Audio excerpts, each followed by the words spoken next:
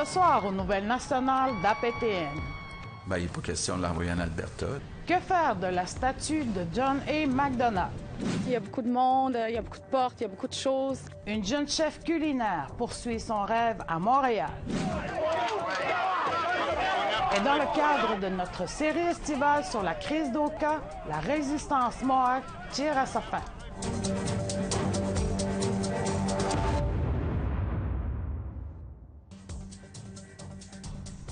Oui, bonjour, je suis Sylvie Ambroise. Bienvenue aux Nouvelles nationales d'APTN.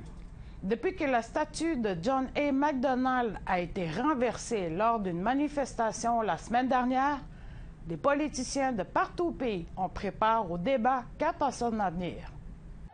Selon les responsables de la ville de Montréal, la statue est présentement en réparation. La mairesse Valérie Plante a exprimé son désaccord à l'idée d'effacer l'histoire. Elle estime que la statue devrait être mise en contexte afin que les gens comprennent mieux l'héritage laissé par Macdonald. Le premier ministre de l'Alberta, Jason Kenney, a affirmé qu'il serait heureux de récupérer la statue montréalaise pour l'installer devant l'Assemblée législative de l'Alberta. Pour sa part, le premier ministre Justin Trudeau demande aux Canadiens d'être patients en ce qui concerne l'élimination des problèmes liés à la discrimination systémique. Malheureusement, des deux côtés de la médaille, il y a des gens qui utilisent ça comme argument politique. La droite veut utiliser ça à leur fin, la gauche sont en train de se défendre. Je pense que la grande majorité des Canadiens veulent absolument qu'on agisse de façon réelle et concrète, mais pensent que ça devrait être fait sans vandalisme. Et c'est exactement ce que nous allons souhaiter et travailler ensemble pour accomplir. Quant à François Legault, il tient absolument à ce que la statue retourne à la place du Canada. Ben, il n'est pas question de l'envoyer en Alberta. Là, on va la remettre en place. Et puis, c'est inacceptable. C'est pas vrai qu'une poignée de personnes vont commencer à démolir ce qui fait partie de notre histoire.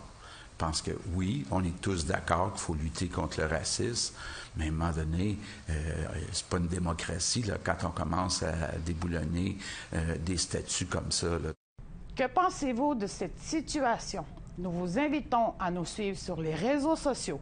Vos commentaires, suggestions et questions sont les bienvenus. Il y a 20 ans, un homme de la nation Cree parti étudier en Angleterre annonçait avoir découvert le Royaume-Uni. D'abord en raison de son nom. Priscilla Wolfe nous raconte son histoire. John A. Macdonald est membre de la nation Muskeg Lake. Il a grandi en Saskatchewan. My father was John MacDonald. Technically, I guess I'd be John MacDonald Jr., but he was a John B. MacDonald, so I don't know where the A came from. He named me after the first thing he found in his pocket, which was a $10 bill. So I always said I was lucky he didn't have a 20, otherwise I'd be named Elizabeth. Puisqu'il porte le même nom qu'un homme célèbre en l'honneur duquel plusieurs statues ont été érigées partout au Canada, John A. Macdonald obtient beaucoup d'attention non sollicitée sur les réseaux sociaux. What happens is when, with the whole people wanting to bring the statues down, they will type in, bring down John A. Macdonald. But instead of spelling it the way he spells it, or he spelled it, they spell it just like me, and I end up getting tagged in their messages. So my social media inbox is usually loaded with so-and-so tagged doing this, so-and-so tagged doing this, and they're always messages or posts about bringing the statues down. Il y a 20 ans, John A. Macdonald a fait quelque chose qui lui a permis d'attirer l'attention des médias. When I was 19, I was given a scholarship to attend the University of Cambridge in England on a history scholarship. Alors qu'il se trouvait en Angleterre, il a décidé de faire un explorateur de lui-même et de réclamer le territoire de l'Angleterre au nom des peuples autochtones des Amériques. So I got a beaded buckskin jacket. I had a T-shirt with an image of Big Bear on it, and I walked into this, carrying the flag, walked into this crowded park in Cambridge, and people started kind of gathering around because, it was kind of an odd thing to have this guy walk out carrying a flag. And I said to the crowd, "This is the first time I've ever been here. I'm a stranger from a strange land. I see a people with their own civilization, their own culture, their own government, their own way of praying, their own way of life, an established civilization. But in the tradition of Cartier, of Columbus, of Cortez, of Champlain, and all these explorers, in that tradition, this didn't exist till I got here. So I discover it for the first peoples of the Americas, and I claim it for the first peoples of the Americas. And stuck the flag in the ground and got a smattering of tepid applause. Aujourd'hui, 20 ans plus tard, alors que les statues de John A. Macdonald sont vandalisées, le moment est peut-être venu pour le jeune John A. Macdonald de se tailler une place dans l'histoire. Un reportage de Priscilla Wolfe, Nouvelle nationale d'APTN, Saskatoon. 2 anciens pensionnats ont été désignés lieux historiques nationaux. C'est ce a annoncé le ministre de l'Environnement et du Changement climatique, Jonathan Wilkinson. Il s'agit du pensionnat de Portage, la Prairie, au Manitoba, et d'une ancienne école de Shubin-Acadie en Nouvelle-Écosse. D'ici 12 à 18 mois, elles recevront toutes les deux des plaques de bronze, racontant la tragique histoire qui s'est déroulée ici à Shubin-Acadie. Le député néo-démocrate Charlie Angus s'est toutefois montré plus critique face à cette annonce. M. Angus défend depuis longtemps la cause des survivants du pensionnat de Sainte-Anne en Ontario, qui mène une longue bataille juridique afin d'obtenir réparation pour les mauvais traitements subis. De passage à Montréal, Christelle Régis, chef culinaire du terroir autochtone du nord du Québec, nous présente son rêve réalisé, malgré toutes les petites embûches rencontrées durant sa vie. Voici le reportage que j'ai préparé pour vous. Un bon riz arborio, là. Christelle Régis dit que Montréal est une grosse ville. J'ai eu peur parce que moi, j'arrive de la Côte-Nord. C'est full isolé, c'est full petit. Puis t'arrives ici, c'est grand, il y a beaucoup de monde, il y a beaucoup de portes, il y a beaucoup de choses. Originaire de Ouachat-Macmaliotenam, Régis est venue passer quelques jours ici pour s'inscrire à une émission culinaire, Chef des Bois, diffusée par le réseau TVA. Elle porte avec elle ses fières origines de famille Innu de Inukjuit. Christelle Régis a 4 enfants. Son rêve de poursuivre une carrière culinaire n'était pas sans complications. Selon Régis, son parcours a été difficile. À 15 ans, j'ai eu ma fille. J'ai pas été à l'école longtemps. J'ai été sur le BS. Je viens d'une famille typique dysfonctionnelle. Ma mère a fait les pensionnats. Moi, j'ai fait les familles d'accueil. J'ai été stable un bout jusqu'à temps que j'ai eu des gros deuils. J'avais pas d'outils, fait que je suis tombée dans l'alcool. C'était très difficile. Ça a été une étape de ma vie vraiment difficile. Là-dedans, il y a du style de Labrador. Régis a fait sa formation à l'école hôtelière Fierbourg à Québec et a fait son stage chez Boulay. C'est là qu'elle s'est sentie capable de créer des assiettes autochtones. Je me disais, voyons, c'est Innu, je suis Innu, je peux transformer des aliments dans mes assiettes, pas nécessairement que ce soit de la médecine traditionnelle. Il ne lui manquait qu'une cuisine pour développer son potentiel. Elle a récemment reçu une offre qu'elle n'a pas pu refuser, d'assurer le menu du jour dans un restaurant à Sept-Îles, tout juste à côté de sa communauté. Elle a quitté son emploi comme éducatrice spécialisée depuis peu pour être chef au Bavard et l'Ivrogne.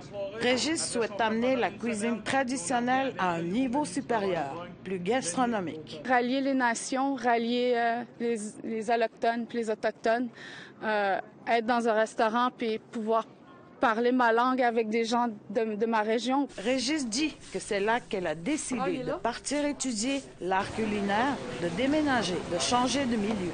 Régis veut transmettre un message. La clé est de se trouver quelque chose que l'on aime faire. À tous les jeunes aussi qui ont de la misère ou qui ne croient pas en eux ou qui voient qu'il n'y a pas d'espoir, on peut tout faire.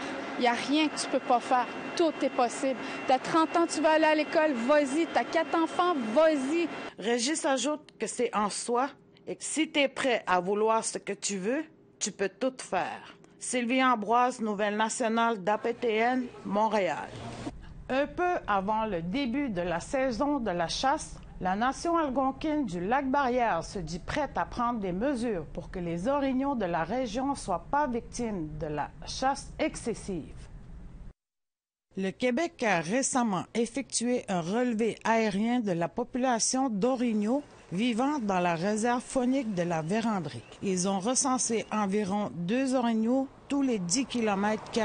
Le ministre des Forêts, de la Faune et des Parcs du Québec indique que ces résultats sont préoccupants, mais pas critiques. Mais la communauté du Lac-Barrière demande qu'un moratoire sur la chasse à l'orignal soit de nouveau mis en place jusqu'à ce qu'un plan soit établi. Ils se déclarent prêts à bloquer les routes pour s'assurer qu'aucun chasseur sportif ne capture les orignaux se trouvant dans le parc.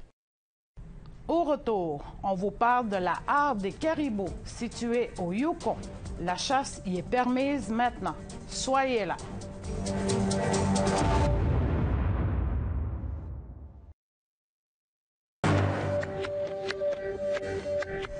Bienvenue aux nouvelles nationales d'APTN. Après avoir été interdite la chasse pendant 2 décennies, la harde de caribous de la 40 Mile à la frontière de l'Alaska et du Yukon est maintenant accessible aux chasseurs. Mais comme nous le dit Sarah Connor, la Première Nation responsable de la gestion de la harde craint que permettre la chasse puisse compromettre l'avenir de ces animaux.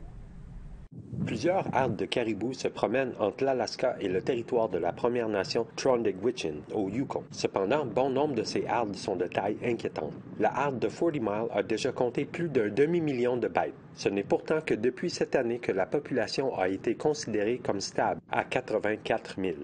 Cet été, la nation Trondegwitchin a abattu du caribou pour la première fois en plus de 20 ans. Les Trondegwitchin attendent un plan de gestion de harde du gouvernement territorial avant de permettre la chasse à l'extérieur. Or, le 1er août, le gouvernement du Yukon a délivré un permis de tueur limité estival, pour un total de 160 permis. La chef, Roberta Joseph, dit que cela va à l'encontre de leur traité. There's a lack of respect there, and the government needs to step back and understand that there is a guideline in Chapter 16 objectives that stipulates that outlines that we work together for management of resources for fish and wildlife within traditional territory. En janvier de cette année, le gouvernement du Yukon a également autorisé une autre chasse de la harde de 40 Mile sans consulter la Première Nation. Alors que le peuple des Trondegwitchin est en accord avec une chasse éventuelle, la chef Joseph précise qu'il faut plus de consultations, ce que le gouvernement, selon elle, refuse de faire. Now we have to also learn as adults how to harvest the 40 Mile caribou again, and because we haven't done it for so long, that we have to regain all of that for ourselves as well.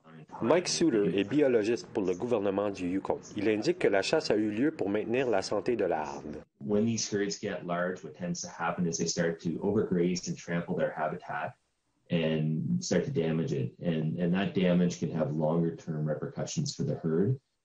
So when they start to get larger in population size, we see their health start to deteriorate, and then typically what will happen is a quick decline right afterwards. M. Suter dit qu'il peut comprendre la frustration des Trondegwitchin, mais affirme que les permis ne contreviennent pas au traité. We've structured a very specific hunt to ensure that we're not impacting on Trondegwitchin harvesters, because that was something we've heard right from the very beginning, was this concern of bringing a lot of hunters in, crowding out First Nation hunters, and we want to make sure that didn't occur. Mais la chef Joseph réplique que sans un plan de gestion de harde bien établi, ce n'est qu'une question de temps avant que l'histoire ne se répète. We've never seen populations of caribou or others decline when there's a no harvesting recovery program in place. Et pour les Trondegwitchin, il y a plus en jeu dans le fait de bien gérer la harde. It's a way where our youth will have bonds with family members and elders. It's important for us to ensure that we continue to maintain a high respect for our land, traditional foods that we harvest, and pass that down. Le gouvernement du Yukon indique qu'il est sur le point de terminer le plan de gestion de harde, mais il ne peut pas préciser quand celui-ci sera finalisé. Un reportage de Sarah Connor, Nouvelle nationale d'APTN, Whitehorse. La Première Nation Papachase accueillait pour la première fois l'événement des courses à relais autochtones. 18 équipes de l'Alberta et de la Saskatchewan ont pris part à l'événement qui s'est déroulé sur le territoire de la Nation Cree-Enoch. Notre journaliste, Chris Stewart, était là. Une immense foule était présente ce dimanche pour observer le dernier jour des compétitions organisées par la nation Papachase. Calvin Bruno, chef de la Première Nation Papachase, espérait rester sur le chemin de la victoire, fort des succès de son équipe lors d'autres événements au cours de l'été. In Poundmaker, we took first in the relay in the Chiefs race, so we're doing pretty good. La foule a été témoin de courses à relais à dos de cheval impliquant des femmes, des jeunes, des warriors et des chefs. The best part is like when they come around and they're just like going really fast. I think the women racing, that was so cool. I followed them to Saskatchewan, Dunyan Lake, yeah, and I've been all over with the Saddle Lake, Enoch, Obima. Alea Poitras a remporté la compétition féminine. Cody Jackson a remporté la course des chefs. Stephen Wolftel a remporté la victoire dans la catégorie des Warriors. Et Tyrone Jackson et son équipe ont remporté une courte victoire dans la course à relais de 3 tours. It was perfect. It was really good. Honestly, I didn't really think it was going to come that fast, but I was proud of my team and myself. Like, I really committed to my exchanges, and my horses ran really fast today. Le chef Bruno explique que l'événement sera de retour. And I'm already thinking of next year, right? And this is exciting. It's fun, you know. And not only that, too, it's also good for the youth. That's why I really enjoy this sport. You know, it gives them something positive to do, right? La nation Cree d'Onion Lake, en Saskatchewan, accueillera le prochain événement de course à relais la fin de semaine prochaine. Un reportage de Chris Stewart, Nouvelle nationale d'APTN, Nation Cree-Enoch. Après la pause, nous vous présentons la 4e partie de notre série estivale sur la crise d'Oka. Restez là.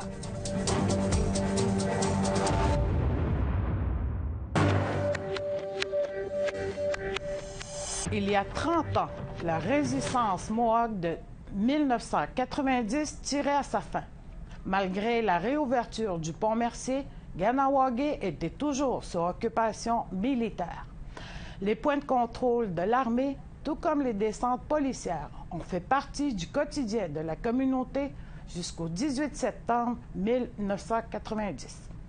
Voici l'histoire racontée par ceux qui l'ont vécue.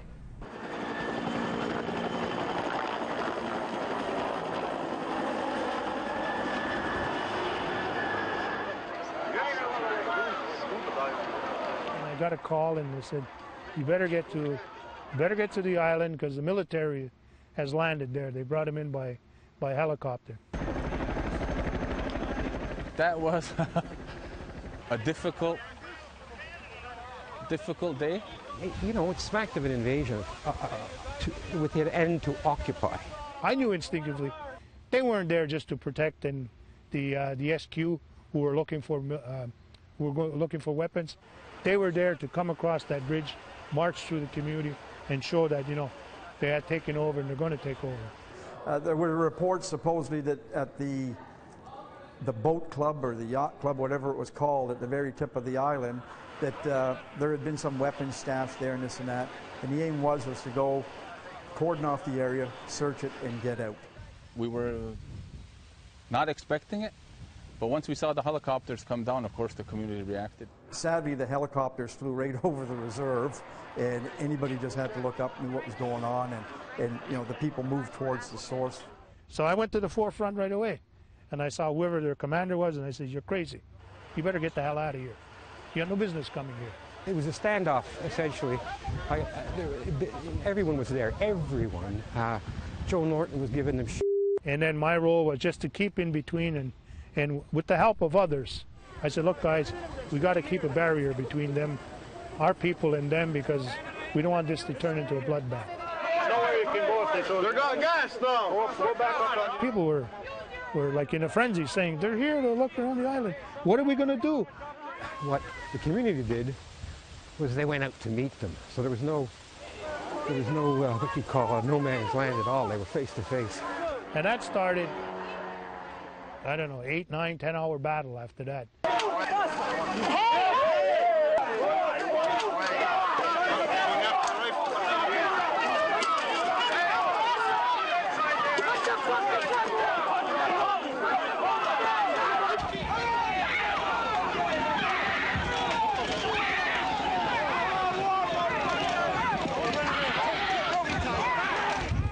It was just insane. It was chaotic.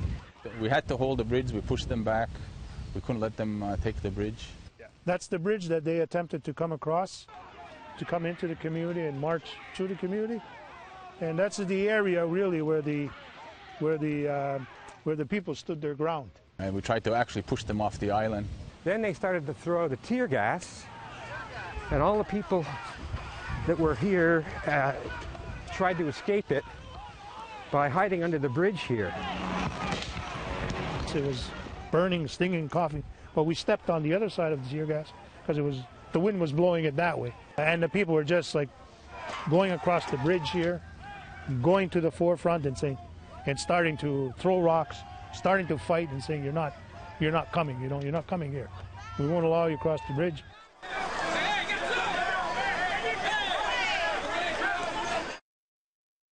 We pushed them back constantly, back and back and back, further and further and further away from this area. And then one of them, I forget his name, he was a really nice kid, long black hair, broad face, big guy, and he just jumped out of the line he was in and started bashing this kid soldier.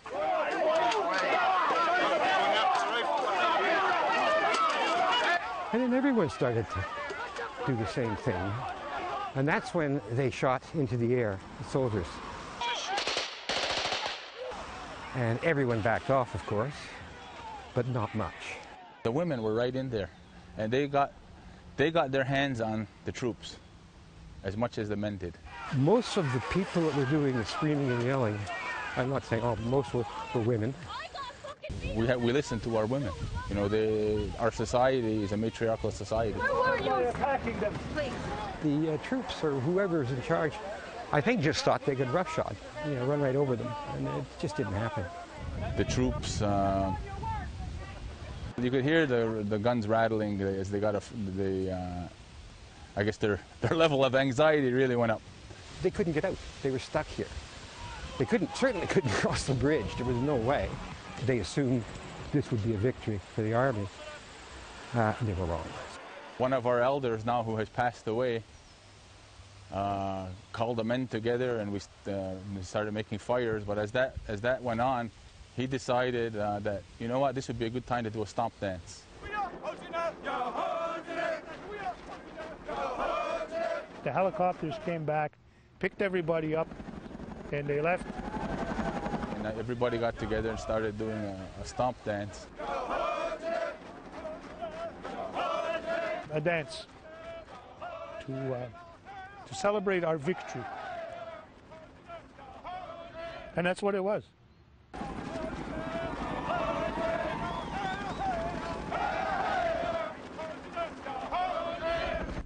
C'est ce qui conclut le bulletin de nouvelles nationales d'APTN. Je suis Sylvie Ambroise. Merci beaucoup d'avoir été des nôtres. Prenez soin de vous et à la semaine prochaine. Yamé.